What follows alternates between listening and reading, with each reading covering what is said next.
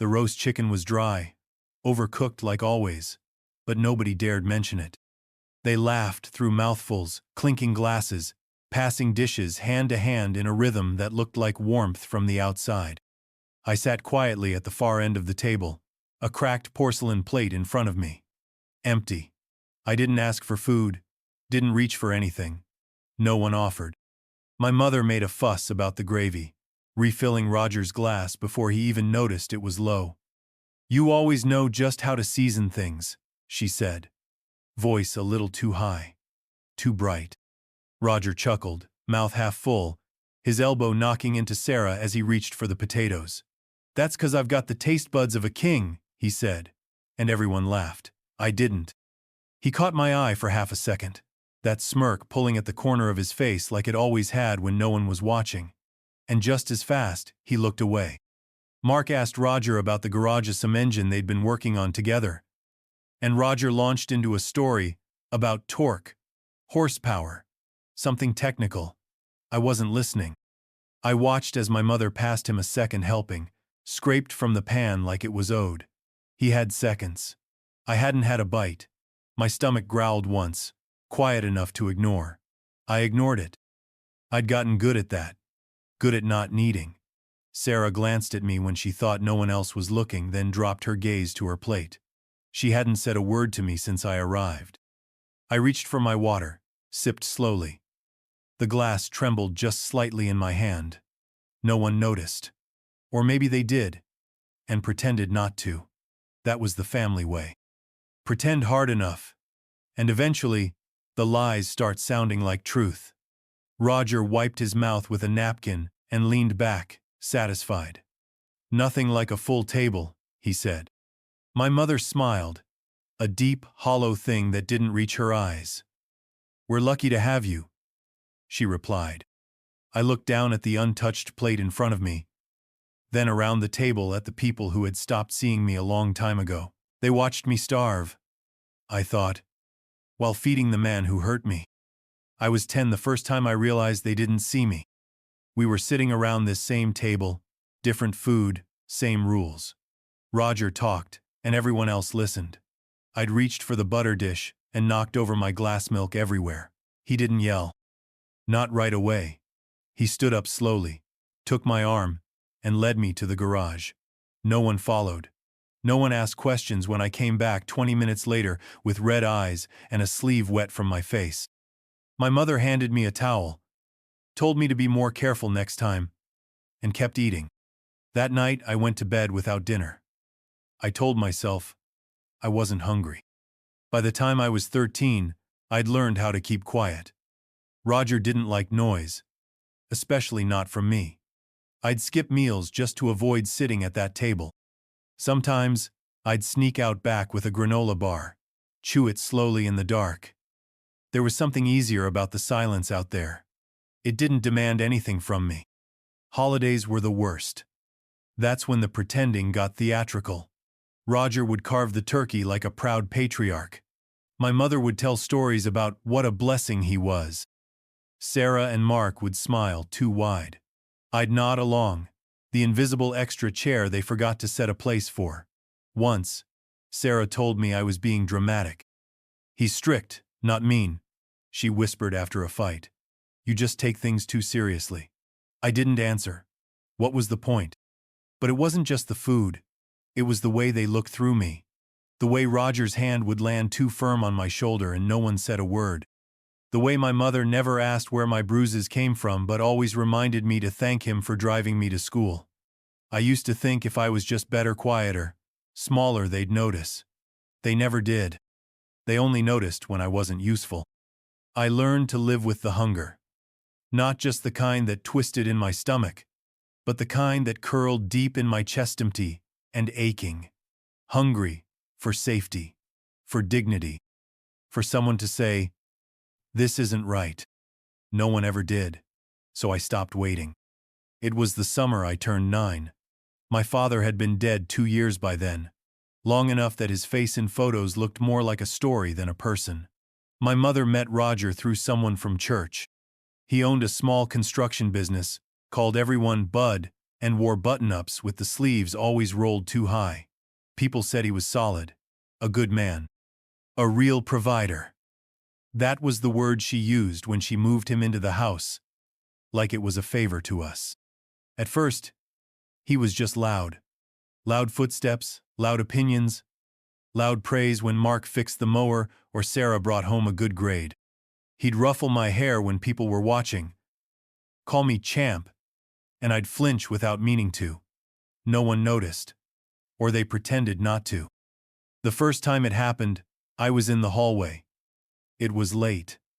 I'd gotten up to use the bathroom. He was already there. He didn't say a word, just stood too close, breathing heavy, one hand gripping the back of my neck too tight.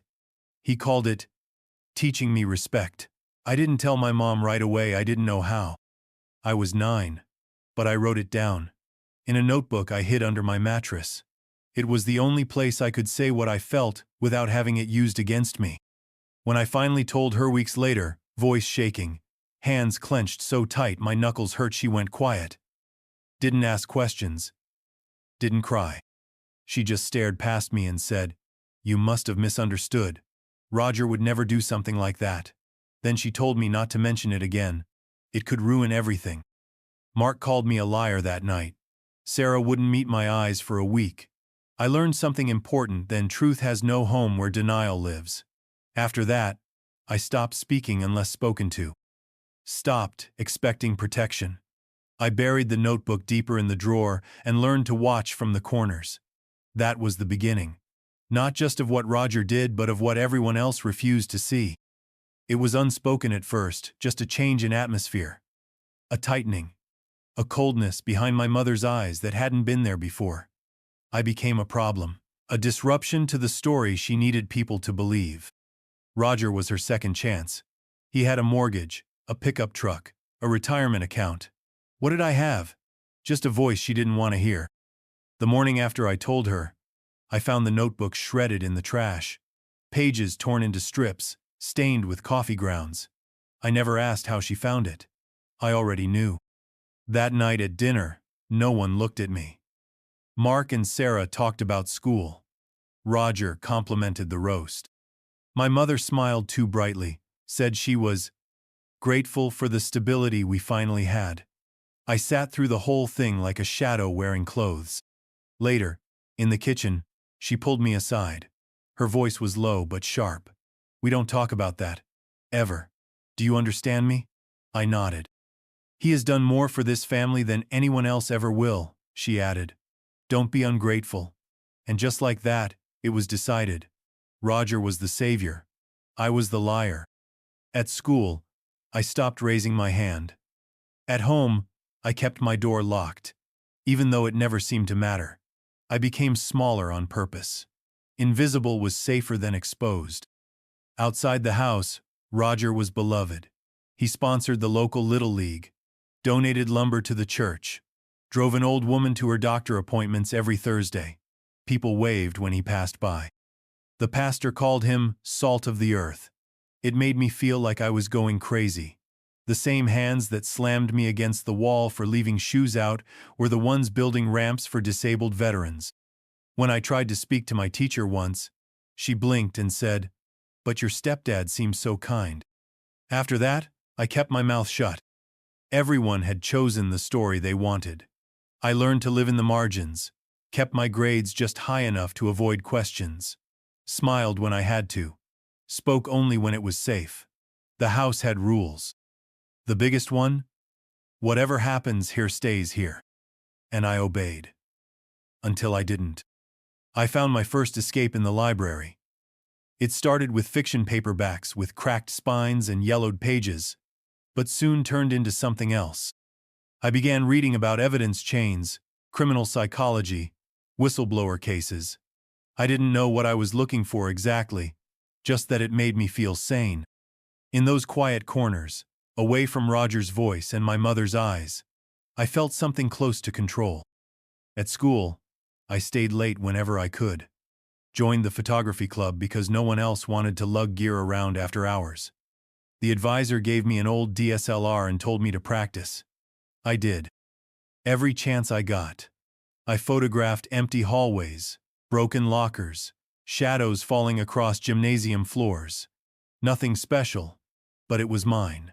Something I could aim, focus, and capture. A world I could frame on my own terms. At home, I stopped sitting at the dinner table. Not hungry, I'd mutter, heading to my room. No one pressed me. I'd wait till everyone was asleep, sneak downstairs, and eat cold leftovers standing in the dark. It wasn't about the food anymore, it was about not performing, not pretending. Every time I skipped a meal in front of them, it felt like a small rebellion. That's when I started writing again. This time, not in a flimsy notebook that could be tossed in the trash. I used password-protected files, saved to an encrypted flash drive. I kept inside the vent behind my dresser. I wrote down everything: dates, times, what he said, what he did, every threat, every bruise, every silence that followed. It wasn't enough to survive anymore. I needed something to hold on to, something they couldn't erase. I began noticing patterns. How Roger only acted when my mother was out. How the charm turned off like a light switch when no one was around. How Sarah and Mark never acknowledged anything, but flinched the same way I did when he raised his voice. I didn't know what I was building yet, but I was building something. Brick by quiet brick. Because someday, I knew, they'd push too far. And when they did, I'd be ready. It was a Saturday in late September, 2 weeks after my 17th birthday. The air smelled like burnt leaves and engine oil. Roger had asked me to help in the garage, more of a command than a request. I went. Because saying no was still dangerous. We were fixing the lawnmower. Or he was. I stood there holding a wrench, waiting for him to find a reason to snap. It didn't take long. I handed him the wrong socket. Or maybe I didn't move fast enough. Doesn't matter. His hand closed around my wrist, twisted hard, and the metal clanged to the floor. He slammed me against the tool bench, pressed his arm into my chest, breath hot with cheap beer. "You think you're better than me?" he growled. "Walking around this house like a ghost, like you don't owe us a damn thing." I didn't answer. I never did. His grip tightened until my vision blurred. Then, just as quickly, he let go and turned back to the mower like nothing happened. I walked out, straight to the bathroom, locked the door, looked at the angry, purple welt forming across my collarbone, and something inside me broke quietly, permanently, not from pain, from clarity. This wasn't going to stop. He wasn't going to slip up and confess. My mother wasn't going to wake up. No one was coming. So I changed. That night, I backed up every file, printed copies of the worst entries, stored them in a manila envelope, and buried it in a shoebox beneath the floorboards in the attic. I recorded audio on my phone, hid a mic in my backpack. I made a spreadsheet of dates, medical records, school counselor notes. I researched statutes. I found legal aid contacts. Quietly, methodically, like I was preparing for a deployment. Roger thought he'd broken me that day. What he didn't realize was that he'd made me sharper. I wouldn't scream. I wouldn't fight. I'd wait. And when the moment came, I'd bring the whole thing down without raising my voice. That was the plan. Not revenge precision, truth. With teeth. From the outside, I looked like I'd given up. I showed up to meals again. Nodded when spoken to. Kept my room clean.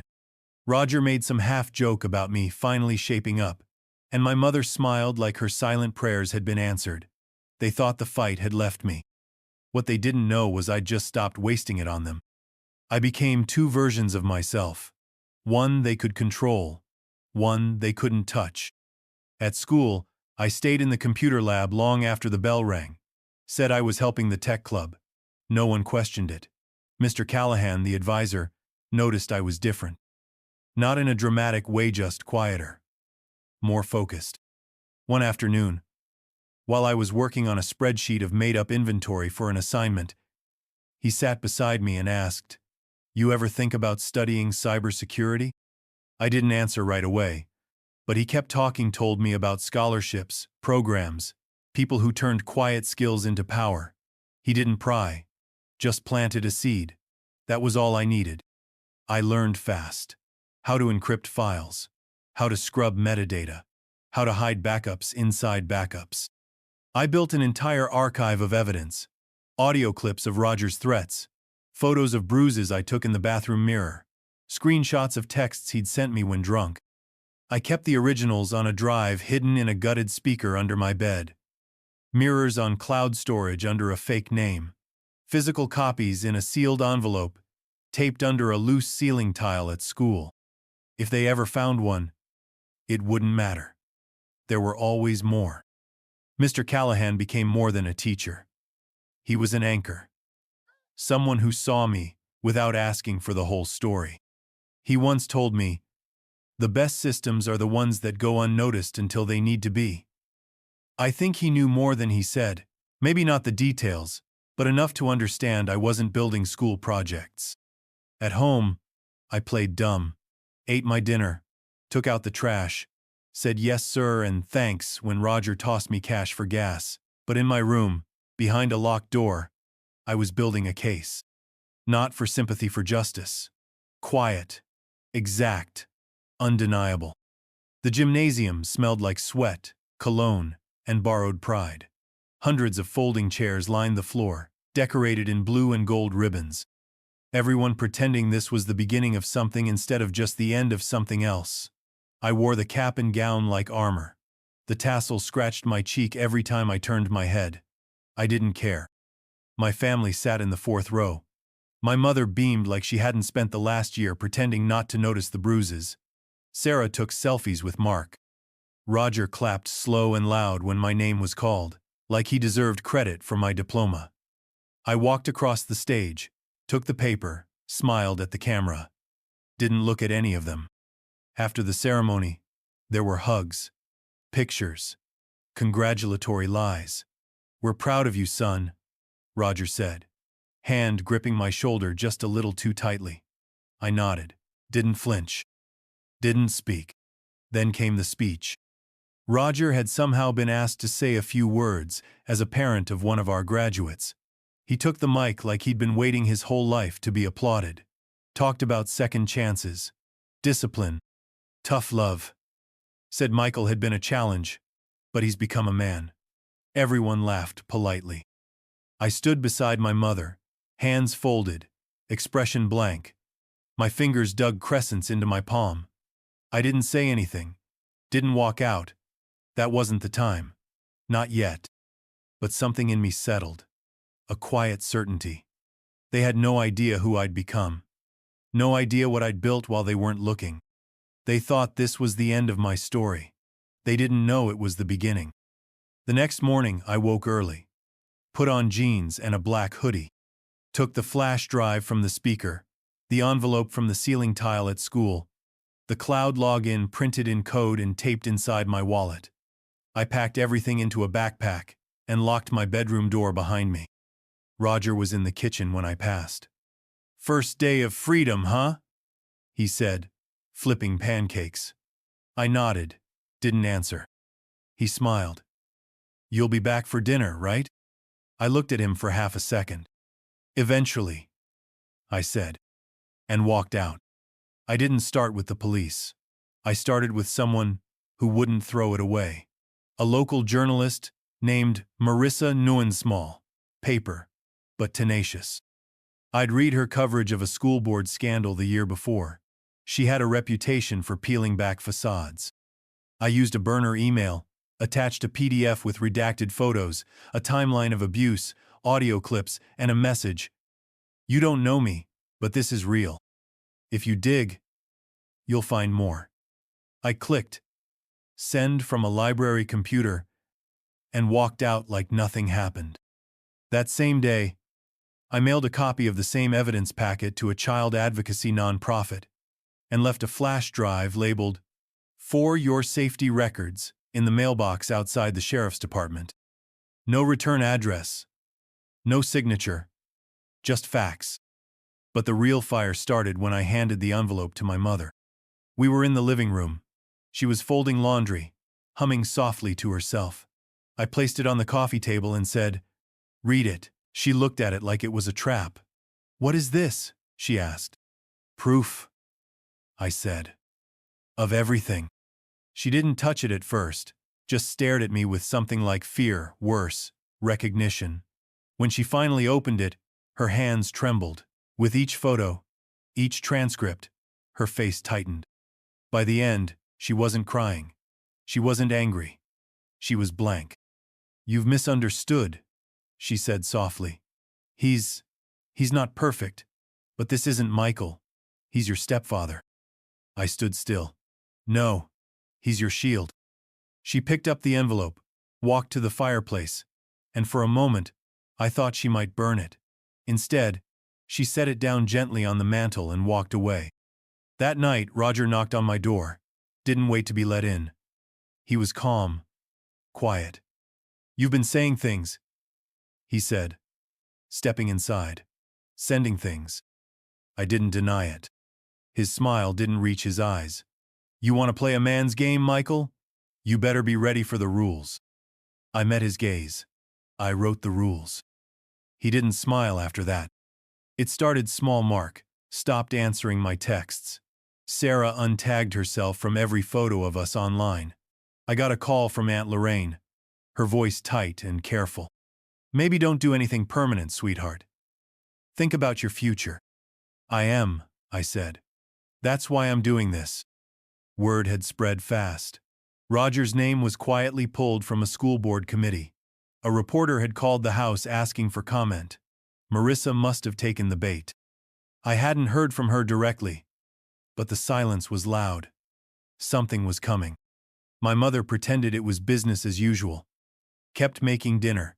Kept folding towels. Kept talking about community events and coupon deals like the truth wasn't sitting on the mantel above her head.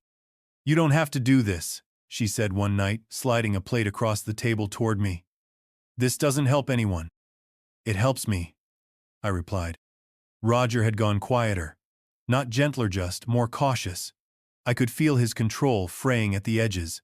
When he snapped at Sarah for speaking too loud, she flinched. When he slammed a cabinet shut, Mark walked out of the room without a word. They weren't defending him anymore. But they weren't defending me either. I got a message from Sarah a week later. "You're destroying this family." I stared at the screen for a long time before replying, "It was already destroyed. I'm just showing you the wreckage." My mother still clung to denial like it was a lifeline. She'd been complicit for so long, I don't think she knew how to exist without the lie. She didn't scream, she didn't accuse. She just drifted through the days like someone waiting to wake up from the wrong life. And me? I held the line. Let them call me a traitor. Let them mourn the version of the family that only existed in Christmas cards and fake smiles. I knew what was real. I had the truth backed up 3 different ways: logged, encrypted, uploaded to 3 cloud accounts, and 1 safety deposit box. Roger had spent years turning our house into a prison. He never imagined I'd be the one with the key. It broke on a Thursday. I was walking out of a coffee shop when I saw Roger's face on the local news feed playing silently behind the counter. A blurry photo of him at some town hall meeting. Next to a headline in all caps: "Community volunteer.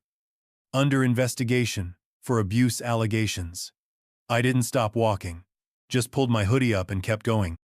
By the time I got home, the house was already vibrating with panic. Mark had driven in from college. Sarah was in the kitchen, pacing with her phone pressed to her ear. My mother sat on the couch, knees locked together, staring straight ahead like the TV had cast a spell. Roger wasn't there. His truck was gone. So was his name ripped from the mailbox by someone's trembling hand. My mother's? Maybe. I didn't ask. That night, they came for him. 2 cruisers. No lights. No sirens. Just quiet professionalism. He didn't resist. Didn't say a word to anyone. As they walked him down the front steps, I stood in the hallway watching from the shadows. One of the officers glanced at me and gave a nod, subtle, respectful, like he knew. The media coverage swelled quickly. Marissa's article hit the next morning. Everything I'd sent her, laid out with painful precision. Timelines, photographs, transcripts, recorded audio. Anonymous sources, of course, but anyone who knew us could read between the lines. The town split. Some neighbors left casseroles on our porch. Others crossed the street when they saw me walking. Church leaders called it shocking and heartbreaking in the same breath. One teacher pulled me aside and whispered, "I'm sorry I didn't see it." I didn't respond. No one had seen it. Not really. The house turned silent. Mark left again. Sarah locked herself in her room. My mother stayed in bed most of the day. Once, I heard her sobbing quietly through the wall. Not grief-shame. I didn't comfort her. I didn't feel joy. No satisfaction. Just a deep, cold stillness. The kind that follows a storm you've been preparing for all your life. I printed the article and folded it once, slid it into a file folder already thick with paper and proof. Not for revenge. For record-keeping. Facts don't need to shout. The courthouse smelled like sweat and cheap coffee. Fluorescent lights buzzed overhead. I wore a button-down that didn't quite fit anymore. Sleeves rolled once at the wrist. My shoes were scuffed. I didn't care. They called me to the stand on the third day. The courtroom was full. Not packed but full enough. Roger sat at the defense table in a gray suit he probably borrowed, flanked by lawyers who didn't look at him much. He didn't look at me either. Just kept his gaze fixed on some middle point in space, like he could pretend none of this was happening. I raised my hand, swore the oath, sat down. The prosecutor started gently, like I was glass on a high shelf. Asked about the timeline, my evidence, the documents, the recordings. I answered with short, steady sentences. Nothing dramatic, nothing embellished, just the truth. When the defense took their turn, the tone shifted. The lawyer leaned in, voice full of concern. "Isn't it true," he asked, "that you waited years to say anything?" "Yes," I said. "And that you never reported anything directly to law enforcement until recently?" "I was a child," I replied. He tried again. "Is it possible these were misunderstandings? That Mr. Avery was strict, but never abusive?" I paused, met his eyes. I documented everything. Nothing about it was misunderstood. He shifted, looked at the jury, tried to paint me as vindictive, bitter, unstable, said I'd poisoned my family for attention. I didn't flinch, didn't fight, just waited for him to finish and answered each question with calm precision. The worst part wasn't his voice. It was seeing my mother in the third row, staring at her hands the entire time. I stepped down from the witness box with my spine straight. 2 days later, the verdict came in. Guilty on all counts. Roger didn't react. He just stood as they cuffed him. No tears, no protests. Just a small, involuntary twitch in his jaw. Outside the courthouse, cameras flashed. Reporters asked questions. I didn't speak, didn't stop. But when I passed by Marissa, standing off to the side with her notepad down, I gave her a nod. Quiet, grateful. Not for justice. For being believed. The silence after a storm is different than the silence before one. It doesn't hum with dread, it just settles, heavy and slow, like dust in an abandoned house. After the trial, I packed a bag and left town. No announcement, no note, just a one-way bus ticket, and the flash drive zipped into my coat pocket. The courthouse steps were still fresh in my mind, but I needed space. Needed air that hadn't passed through rooms Roger once stood in. I landed in a small town out west, rented a month-to-month room above a bookstore, and signed up for therapy at a community clinic. The counselor, a woman named Anika, didn't ask for details right away. She let me talk in fragments, in sideways sentences. She asked good questions and didn't flinch at quiet. That alone felt like progress. I kept a routine. Coffee at the corner shop, Long walks with no destination. A few freelance photo gigs, portraits, weddings, things that didn't need much talking. I learned how to live without looking over my shoulder. How to eat without waiting for permission. It was like learning to breathe again, slowly, with bruised lungs. Sarah called once, left a voicemail, said she was sorry, said things were complicated. I didn't return the call. Mark sent a text asking if I'd ever consider coming back, just to talk. I didn't reply to that either. My mother never reached out. That was fine. Some bridges don't burn. They collapse under their own weight. I wasn't angry anymore. Just clear. I didn't want apologies soaked in guilt. I wanted distance. A life of my own, unbraided from theirs. Therapy helped. So did solitude. So did time. By spring, I'd moved into a small place with windows that caught the sunset. Bought a second-hand dining table. 6 seats. I wasn't sure why yet. Maybe hope. I didn't forgive them. Not in the way people expect. But I gave up carrying their shame. It was never mine to hold. The new table was nothing fancy. Scratched in places, one leg slightly uneven, but it felt real. I found it at a thrift store on a rainy Tuesday. Hauled it up 2 flights of stairs by myself. Sanded the edges. Oiled the wood. Made it mine. The first dinner I hosted was small. 3 friends from work, a neighbor who loved red wine, and a Nikami therapist who had become something closer to a mentor than a clinician. I cooked all afternoon. Pasta, with garlic and lemon. Roasted vegetables. Homemade bread that burned slightly on the bottom. No one complained. We sat and ate slowly. Talked about stupid movies and books we loved. Someone told a story about getting locked out of their apartment in their underwear, and we laughed so hard I nearly cried. There was no tension. No forced smiles. No glances across the table to decode someone's mood. Everyone ate. Everyone was safe. No one raised their voice. No one held power through silence. When someone offered to help clear the table, I let them. When someone asked for seconds, I smiled and passed the bowl. There were no secrets at that table. No manipulation disguised as love. Just mismatched chairs and clinking glasses, and the quiet, steady rhythm of people being exactly who they were. After everyone left, I stood in the doorway for a long moment, watching the last of the light slip across the floor. The dishes sat in the sink, half-full wine glasses on the counter, laughter still echoing faintly against the walls. It wasn't perfect, but it was honest. And after everything that had come before, that felt like a victory. A real one. People ask sometimes not directly, but in the way their eyes narrow when they hear pieces of it. They want to know if it was about revenge, if I did it to hurt him, to ruin them, if I exposed everything because I was angry. But here's the truth. I didn't do this to destroy anyone. I did it to survive. Revenge is loud, messy. It leaves scorch marks you have to live with. What I wanted was clean, precise. I wanted to pull the mask off and make the world look at what I'd been living with. I wanted people to stop calling monsters misunderstood. When I first spoke up, I didn't know what would happen. I thought I might lose everything. And in some ways, I did. I lost what was left of my family.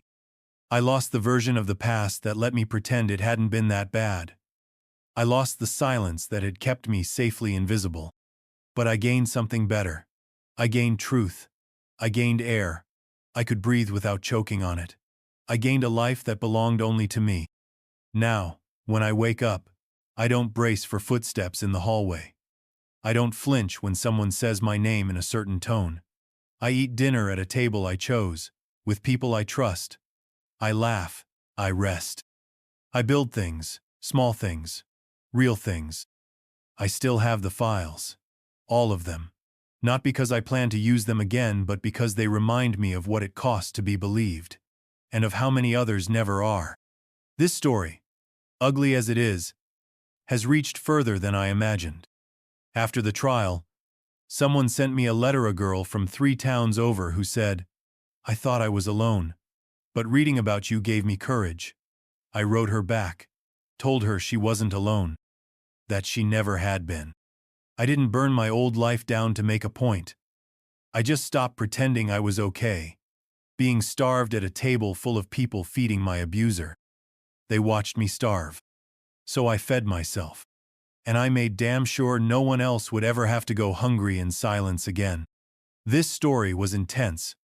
But this story on the right-hand side is even more insane.